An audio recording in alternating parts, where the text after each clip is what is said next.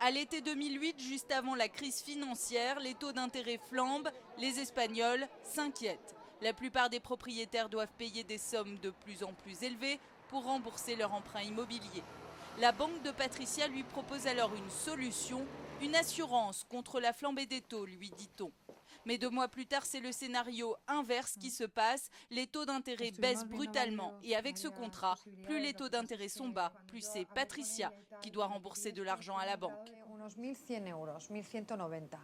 Ahora estoy pagando, hay que tomar en cuenta que se me ha revisado la hipoteca y como el Euribor está bajo, la hipoteca me ha bajado a 800 euros, pero el seguro son casi 700 al mes, con lo cual pago 1.500. O sea que pago mucho más que si el Euribor estuviera alto. Swap, Clip, ces produits existent depuis longtemps sur le marché, mais comme Patricia, Daniel, patron d'une petite entreprise du bâtiment, a signé un contrat dont il ne pouvait pas comprendre la teneur pour un produit financier à haut risque et surtout au plus mauvais moment. Le pire, c'est que mes banquiers avaient des informations en provenance de la Banque d'Espagne et de leur hiérarchie. Des informations selon lesquelles les taux d'intérêt allaient brutalement baisser à cause de la crise financière. Et justement, ils en ont profité pour me proposer ce contrat. J'ai été escroqué et manipulé.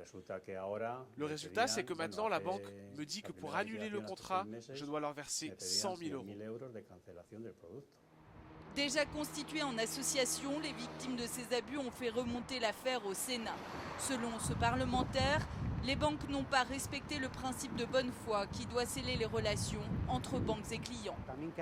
Nous avons demandé à la Banque d'Espagne qu'elle fasse une enquête sur les failles qui existent dans la loi actuelle sur la protection des consommateurs. Il faut que les tribunaux puissent se baser sur ce document. S'il faut changer la législation en vigueur pour mettre fin aux failles du système et que la loi soit enfin plus claire, alors nous le ferons. En attendant, d'ici la fin de l'année, l'association des victimes de ces pratiques va porter plainte collectivement contre les banques concernées. Ce serait le cas de 70% des entités financières du pays.